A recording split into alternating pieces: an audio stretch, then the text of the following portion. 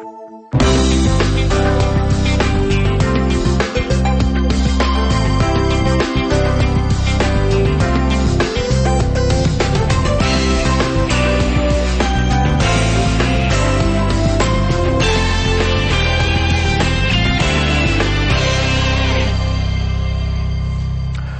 muito boa tarde. Neste domingo, a Liturgia Católica celebra a solenidade do Pentecostes, um dia com profundo significado e alcance na pastoral da Igreja, que vos apresentamos nos próximos minutos, analisando os textos da Bíblia lidos nas missas deste domingo.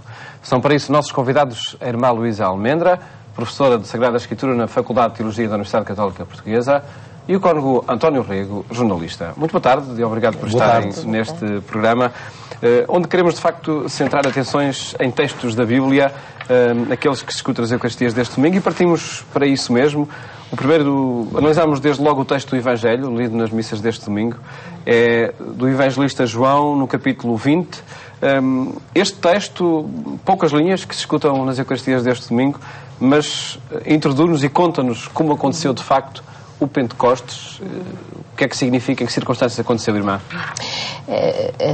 Nós vamos, aqui neste texto, temos uma versão, a maneira como a comunidade, um grupo de comunidades entende, nos transmite, dá testemunho deste acontecimento do dom do Espírito, não é? E este é o fundamental, nessa afirmação, recebei o Espírito Santo. Recebei o Espírito Santo, é a afirmação fundamental. De facto, é o que diz o texto. O texto não fala de Pentecostes, o texto fala do dom do Espírito. Porquê então a palavra Pentecostes? Ela virá numa associação do texto que nós vamos ouvir na primeira leitura, que vai fazer já um outro grupo de comunidades que transmite o Evangelho segundo Lucas, não é? Agora estamos neste texto, neste testemunho segundo João.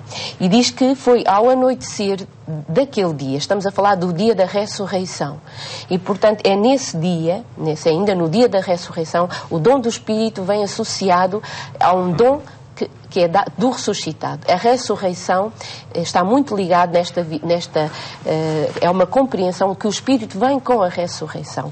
É um dom da ressurreição. Claro que Jesus, portanto, a comunidade cristã está reunida, não é? E Jesus surge na comunidade cristã. Não é um aparecimento individual. Nós temos outras narrativas em que Jesus ressuscitado aparece algumas personagens individualmente. Aqui não é a comunidade, pôs-se no meio deles e diz: a paz esteja convosco. Esta frase é dita várias vezes para sublinhar que a comunidade cristã estava a viver um momento de grande apreensão também, com os acontecimentos da paixão e da morte de Jesus tinham deixado a comunidade um pouco suspensa na interpretação, também em relação ao futuro, não só o presente, mas o futuro. E então o grande dom também é o dom da paz, isto é, de que eles não é a paz um mero sentimento de que não se passou nada, não passou-se alguma coisa, mas que isso, não é, o que se passou, eles têm que entrar nisso que se passou e compreender o que se passou. E Jesus ajuda, diz o texto que mostrou-lhes as mãos e o lado. Sim, ele mostrou-lhes, ele diz, identifique-se, ele não é um fantasma, ele é o Jesus da paixão, portanto, não é o Jesus ressuscitado, não é um outro Jesus, é o Jesus humano, terreno. E os discípulos alegram-se, e ele volta de novo a dizer: a paz esteja convosco. E é neste momento que ele sopra, temos aqui este verbo soprar, que vai evocar também esta nova criação de Gênesis, não é? Quando também Deus soprou, não é, sobre o barro e deu o hálito de vida, também Jesus vai soprar e diz: recebei o Espírito Santo. E este um momento muito importante para a comunidade. Eles vão receber aquilo que vai ser a força vital que lhes vai ajudar a superar todos os medos, lhes vai dar a tal paz, que é uma paz que vai ser de esperança, feita de esperança em relação a um futuro, e energia para eles, até eles próprios tinham medo, seriam capazes de dar a vida também pela mensagem e por Jesus. Padre Rego, até que ponto esta experiência desta comunidade, apresentada por este evangelista, se recria em todas as comunidades? O Pentecostes é uma palavra bonita, temporal, que já vem do judaísmo e tem toda a sua riqueza. Mas eu entendo melhor que o Espírito Santo diretamente, mais do que com o Pentecostes. O que é que eu quero dizer com isto? É o Espírito de Deus que é projetado na comunidade, nos apóstolos. E como dizia o patriarca Atenágoras, a Igreja sem o Espírito seria um corpo ressequido, um organismo sem alma, seria um cânone sem uma lei seca, e o Espírito de facto é que dá a vida a toda a Igreja. Isso vem marcar definitivamente o romper as simples regras, mas o que nasce do coração, do fogo do coração da própria comunidade, que se vai traduzir, segundo Paulo, em carismas, em dons, em sinais, em funções, em entregas que a comunidade vai ter. Penso que é a partir de Pentecostes que isto se torna tudo como uma espécie de um abrir de uma grande flor, ou abrir de um grande jato de luz para toda a Igreja. E por isso mesmo a Igreja não pode viver sem o Espírito Santo. Não podemos reduzir outra vez a uma orgânica, fechá-lo num círculo dogmático, cerrado, teológico, ou como dizia o Papa Francisco, num narcisismo teológico, onde a Igreja está à volta de si mesmo. O Pentecostes é para fora, é para iluminar, é para servir. Para as periferias. É para as periferias, é para evangelizar. E julgo que a Igreja, aqui se vê que a partir deste momento a Igreja nunca mais foi a mesma. Depois os locais por onde foram, as línguas que falaram, a capacidade que tiveram de anunciar o Evangelho, a força enorme que eles adquiriram com o Espírito Santo. O Espírito Santo depois, ao longo do tempo, e eu não demoro, ao longo do tempo o Espírito Santo foi visto e é visto de muitas formas. Os próprios carismas, os próprios carismáticos, os pentecostais. Há muitas formas de expressar isso. É claro que há uma forma canónica e perfeita, mas depois há muitas pluriformes maneiras de o expressar, e até aqui recordo o Espírito Santo visto de uma maneira popular, por exemplo, quando começou em Coimbra, ou aqui em Tomar, na simbologia da dádiva, da caridade, da partilha, da festa do povo. Ainda hoje se conserva em muitas expressões nos Açores dessa forma, e o Espírito Santo é de facto algo que liga profundamente à fé muitíssimas pessoas. Portanto, eu sei que isto não é química teológica da melhor aqui da irmã Luísa, mas é a realidade que se vai depois espelhando na Igreja, mas como essência da própria Igreja. Sem o Espírito a Igreja não seria nada. Seria uma orgânica, como qualquer partido político, como qualquer associação, ou até, como dizia o Papa, uma ONG piedosa. O que não é. É o segredo de 2000 anos de história. Exatamente. A presença do Espírito Santo. Que vai dando força e que vai equilibrando, e estas tensões, e estes pecados, e estes desencontros, e as pessoas perdidas. Quem é que reúne tudo isto, lhe dá a forma, lhe dá o sentido, lhe dá o vigor, o empurra na história? É o Espírito de Deus. Não vamos pensar também no Espírito como uma personalidade à parte que só faz isto. Quer dizer, é uma pessoa, mas é o Espírito de Deus, o Trinitário Espírito de Deus, passa pelas coisas, pela Igreja e pelo mundo. Ele não está só cá dentro. Ele não está só cá dentro. Cá dentro, no interior da Igreja. Ele sopra e de que maneira lá fora. Há tantas coisas na Igreja que foram modificadas pelo que o Espírito disse aos que estavam do lado de fora e depois fizeram chegar cá dentro. Por isso a Igreja não tem um exclusivo deste Espírito. Não sei se isto é muito teológico, mas interessa creio eu. Eles que se entendam sobre essa matéria, que eu vou também sentindo que ele passa por aqui. Interessa se calhar precisarmos ainda a natureza destas duas palavras, Espírito Santo. Estamos a falar de quê? Estamos a falar da presença do divino, do transcendente, da presença de Deus no meio de nós, que se manifesta em qualquer circunstância? Sim, é um espírito de Deus, não é? Depois há toda a formulação trinitária. Mas não é um espírito qualquer, não é? Na verdade, nós temos, na nossa linguagem humana, às vezes dizemos a pessoa parece estar possuída por um espírito maligno, um espírito de mal, no fundo uma força que o leva para o mal. Aqui esta é uma força força tem não é, com esta característica, é santo, não é? E santo aqui liga-se à esfera de Deus, à esfera do bem, não é? À esfera do amor de Deus, e agora vem com ela a misericórdia, os atributos todos que são de Deus, não? Isto não é abstrato.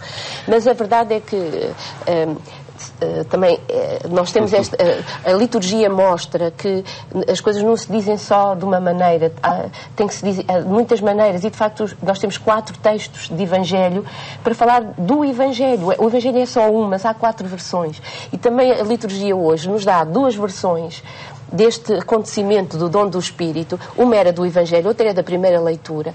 São diferentes. E podemos avançar para esse texto. E nós, de facto, também temos esta complementaridade. E o Padre Rego, temos também, as nossas versões completam-se, como a liturgia também se completa. Mas, de facto... Mas afirma-se mesmo o Espírito Santo. Exatamente, o Espírito é o mesmo. Passamos essa análise da primeira leitura. Não sei se o Padre Rego ia... Eu ia falar da inspiração. Nós, por vezes, não sabemos, dizem os escritores, dizem os poetas, dizem os artistas. Estou a lembrar-me de Almada Negreiros, dizia que quando fazia alguma coisa, já não era ele que fazia, era algo que o transcendia, que o levava a fazer aquela obra de arte. Como um poeta não sabe em que momento é que escreve o seu poema sublime, e parece que não é a mão dele que está a escrever, que não é o espírito dele, mas é algo que o transcende. Nós somos como que possuídos, do ponto de vista cristão, por este espírito que é mais do que a minha própria pessoa, que os meus dons ou que as minhas fraquezas. E a Igreja também tem este espírito que está, não se sabe onde, não se sabe como, não se localiza, não se detém, não se aprisiona, mas é ele que está a irradiar na Igreja. E acho mas não será uma realidade estranha, faz parte da nossa realidade. E não é Iaínos bonitos, Veni Creator Spiritus Vindo, Espírito Santo, e que é muitas vezes invocado antes de grandes momentos nas vidas das pessoas, das comunidades. Ou seja, o Espírito é esse sopro, pneuma, admirável que nos dá a luz, a palavra, que nos dá a novidade, que todas as coisas têm escondidas e que nós precisamos potenciar, transmitir e receber. Continuamos a falar dessa realidade, mas a partir sobretudo do texto da primeira leitura é retirado esse texto do livro dos Atos dos Apóstolos, no capítulo 2, e onde a comunidade afirma que ficou cheia do Espírito Santo. Este autor do texto dos Atos precisa que, não é, oferece-nos esta afirmação que foi no dia do Pentecostes. Este Pentecostes era o Pentecostes judaico que se celebrava, e celebrava sobretudo nesta festa o dom da lei, a lei que tinha sido dada no Sinai, a lei enquanto palavra de Deus. Isto é, Deus não era como os ídolos dos gentios que tinham boca e não falavam, não. Deus de Israel Israel tinha feito a experiência de um Deus que fala, que comunica e a quem se pode falar, porque depois até temos os Salmos. Então, a lei aqui entendida enquanto um pacto de amor, de aliança que Deus tinha feito com Israel. Então, este dom da lei, este dom, até afirmado no decálogo, amarás o Senhor teu Deus, não é? Com todas as tuas forças, com o teu tudo, e ao próximo como a ti mesmo, como o escriba resume tão bem também para Jesus. Ora, esta lei com letra grande, que no fundo é o amor de Deus no povo de Israel, celebrava-se no dia do Pentecostes. E o que nós podemos entrever, enfim, não é afirmações categóricas, entrever é que para este autor do texto dos Atos foi muito importante associar este dom ao dom do Espírito. Isto é, Israel celebrou sempre este dom da lei. Agora os cristãos celebram o dom de uma lei nova, que é a lei do Espírito, que é a lei desta energia que falou, neste sentido em que falou o Padre Rego, esta força interior que nos move às vezes a fazer coisas que nós não faríamos de outra maneira. Até muitas vezes ficamos surpreendidos pela capacidade que temos de as fazer. E é isso que o texto vai falar. Ele até vai situar um bocadinho toda a imagiologia, não é? As imagens são um bocadinho teofânicas à maneira do Antigo Testamento, não é? Tal como no Sinai houve relâmpagos, trovões, enfim, todas as teofanias eram revestidas. Também aqui ressoou vindo do céu um som comparável a uma forte rajada de vento. Também ele vai situar o dom do Espírito à maneira também como foi dada a lei. E depois diz que há um sinal que é muito importante, que é o resultado é que começam a falar. O que provoca esse dom? O que provoca o dom. Provoca a unidade, a universalidade. E eles falam e todos se entendem. Quer dizer, é o reverso da Babel, não é? Que tivemos que, no fundo, confundir e não se entendiam nas línguas. Agora temos o reverso. Este dom do Espírito vai unir, vai criar, é para todas as nações, não é só para os cristãos. Os outros também entendem a linguagem, esta linguagem de que falavam estes homens que receberam o Espírito. Homens e mulheres, certamente, também.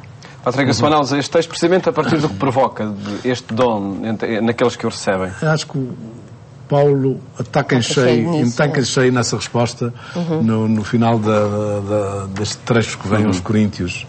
Na verdade, todos nós, judeus e gregos, escravos e homens livres, fomos batizados num só Cristo. E estamos a falar... Um só corpo. Um único Espírito. Estamos a falar então da segunda leitura, exato. Da Epístola de São Paulo aos Coríntios, capítulo 12. Plenamente a isto que estávamos a ver, é que isto já é a experiência do Espírito. Nas raças diferentes, nas religiões diferentes, nas diferenças entre os cristãos, um só, a partir desta diversidade. Acho que o Espírito tem este dom admirável de espalhar e de reunir. E introduz aqui... E de juntar. O texto introduz um conceito, enfim, tão invocado nos dias de hoje, que é esse do bem comum. Convergindo todos para o bem comum. Convergindo cada um, e depois vêm os carismas. Cada um recebe... A palavra carisma é isso. Não é uma pessoa que é nem muito inteligente, nem muito artista. É aquele que tem um dom para colocar ao serviço dos outros. Carisma, a definição de carisma é esta. E por isso, aquilo, muito ou pouco que eu tenho, é o meu carisma que eu tenho de pôr ao serviço dos outros. De contrário, nem para mim ele serve, porque estou a utilizá-lo de uma forma fechada e sem sentido. E o Espírito vem dar esta abertura. Diria só mais uma coisa. Nós também chegaremos a Deus, dizemos Jesus é o Senhor, através do Espírito. E precisamos muito mais, a meu ver, sentir a presença do Espírito no nosso dia-a-dia, nas nossas insignificâncias, naquilo que nós fazemos, nos trabalhos que optamos, nas decisões que tomamos. Penso que podia ser, e pode ser, e é para muitos, um bom hábito de vida, consultar o Espírito antes das grandes decisões. Como é que isso se faz? Eu acho que primeiro é pedir que Ele esteja connosco. E depois também, nas pessoas com quem estamos, com quem falamos, ouvirmos e percebermos que o Espírito pode estar nessa palavra que nos dizem, que está a uma certa distância de nós, do nosso imediatismo e do nosso nervosismo, e que nos pode, de facto, dar uma visão muito mais harmónica, mas que é sempre coincidente com os dons fundamentais que vimos aqui envolvidos, como o da paz, o do encontro, o da unidade, dentro e fora da própria Igreja. Irmã Luís Almendra, este texto da segunda leitura, São Paulo revela-nos de que forma é que as primeiras comunidades foram convivendo com a sua autonomia e com a necessidade de terem de se organizar, e essa força do Espírito Santo que determinava também essa organização e a vitalidade do cristianismo nas primeiras comunidades. Pois, o que eles iam verificando é que havia diferentes dons, isto é, que um tinha uma capacidade para uma coisa, outro para falar, outro para curar, outro para fazer o bem, outro para... Haviam diferentes dons, mas que os dons, e esses dons eram concedidos pelo Espírito, isto é, ninguém tinha conquistado esses dons. Era algo que se percebia que vinha, era essa tal força que os animava na fé, no serviço, e que isso não podia ser tomado para um bem como um bem pessoal, isto é, não é em favor daquele que possuía esse dom, mas tinha de ser posto ao serviço da comunidade. E criar, não só ser colocado ao serviço, mas também criar a unidade, isto é, não criar a divisão e a dispersão, a rivalidade, a competição. Ora, eu acho que este texto também de Coríntios é um apelo também, a experiência que a comunidade cristã, e Paulo também viveu isto nos primeiros tempos, é que havia muitos dons e que nem sempre, por isso ele faz este apelo e cria esta imagem do corpo, e tudo, nem sempre a diversidade de dons construiu a unidade da Igreja e a unidade das primeiras comunidades cristãs. Daí a imagem do corpo também, que é daí aqui ele evocar os dons, nós formamos um só corpo e assim como a mão tem uma função, a boca outra, e não se podem substituir, não é? Não comemos com os olhos, não comemos, cada um tem a sua função e todos formam um todo harmonioso. Também esta questão da diversidade dos dons suscitados pelo Espírito têm que ser colocados. E isso é que revela que são dons do Espírito. É se eles criam unidade, serviço, se são serviço e criam unidade. Caso contrário, são dons que as pessoas se apropriam pessoalmente para criar o seu nome, a sua importância, a sua pessoa. Não é? Gostava de dizer que isto não funciona apenas no interior da Igreja, ou nos salões da Igreja, ou nos que têm ministérios especiais dentro da Igreja, como os sacerdotes, ou como os bispos, ou como o Papa. Os cristãos, cuja missão essencial é a construção do mundo, nessa construção do mundo está o Espírito, como está dentro da Igreja. Por isso, seja qual for a profissão de um cristão, seja na construção civil, seja nas artes, seja na cultura, seja no que for, esta regra é universal para a construção da própria comunidade pelos cristãos.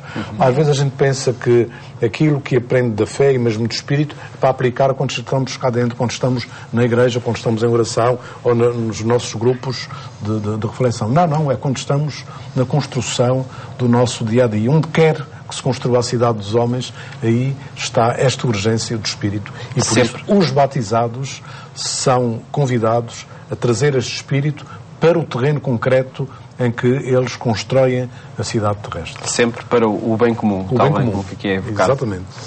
O nosso tempo chegou ao fim. Agradeço-vos terem estado aqui connosco neste programa da Igreja Católica. Muito boa tarde e muito obrigado. Obrigado. Programa onde quisemos apresentar o significado e o relevo pastoral do dia do Pentecostes. Votos de uma fim de tarde, bom domingo, até à próxima segunda-feira, se Deus quiser.